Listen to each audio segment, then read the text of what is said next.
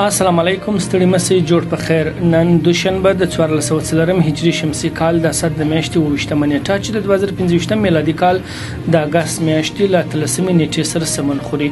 له سکون رادیو وی پاڼې او خواله رسنیو مو د نن ورځې لنډو او مهمو خبرونو ته حافظ احمد نصرت ترکلی کوم.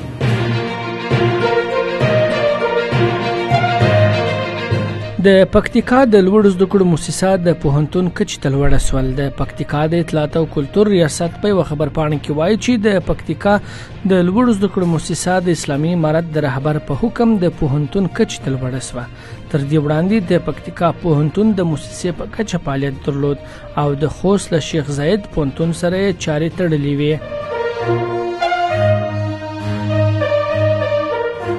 د اقتصاد وزارت سرپرست له جاپان غوښتي چې اسلامي امارت په رسمیت وپیژني. د اقتصاد وزارت سرپرست دین محمد حنیف له یوه جاپاني رسنۍ سره په خبرو کې پر جاپان او ځینو نورو هیوادونو غږ کړی چې اسلامي امارت په رسمیت وپیژني او له افغانستان سره همکاري پراخه کړي. هغه د غراض د رسمیت پیژندنې سیاسي او اقتصادي اهمیت ته په اشاره له جاپاني شرکتونو غوښتي چې افغانستان کې پانګونې وکړي. دین محمد حنیف زیاته کړې چې افغانستان کې د ښځو حقونو ته هیڅ راز ګواښ نشته او په خبره یې چې دیني ارزښتونو ته باید درناوی وشي.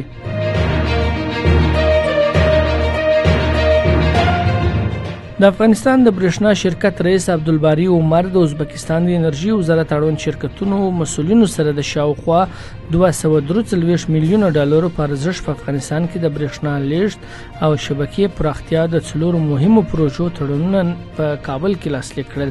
په دغو پروژو کې د 1000 میگا واټ په وړتیا د سرخان دشت الوان د 1500 کیلو واټ برېښنا لیږد مزي د 800 میگا واټ امپیر په وړتیا د ارغندې سب سټیشن پراختیا او د 800 میگا واټ په وړتیا د کابل شیخ مصری 220 کیلو واټ برېښنا لیږد مزي او د 116 میگا واټ امپیر په وړتیا د ننګرهار شیخ مصری سب سټیشن جوړول شامل دي چې دا پروژې به د 300 میاشتو په موده کې پلي شي.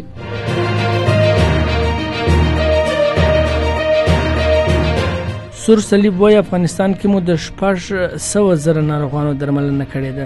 د سره صلیب نړیوالې کمیټې ویلي چې د افغانستان په بیلابیلو ولایتونو کې د 2025 کال په لومړۍ نیمایي کې شاوخوا 608,000 ناروغانو ته چې 4.8 سلنه ښځې دي د روغتیايي خدمتونه وړاندې کړي دي.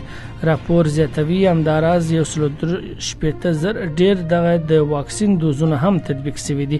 شاوخوا 4102 ماشومان د خوارځواکۍ له امله تر درملنې لاندې دي او 400,000 زیاتو وګړو په ښارونو کې د څښاک پاکو اوبو ته لاسرسی موندلی دی.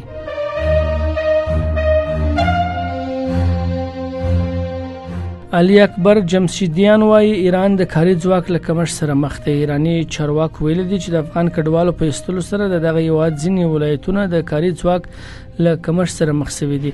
د ایران د کورنیو چارو وزارت مرستیال علي اکبر جمشیدیان ډیری کارکوونکي د افغان کارګرو ګمارلو ته لیوالتیا لري.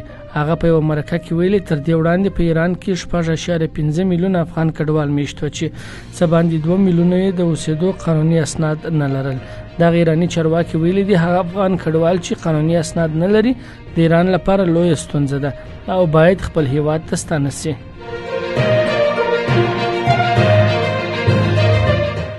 دا د نن ورځې لاندې مهم او وروستي خبرونه. تر بیا د الله په امان.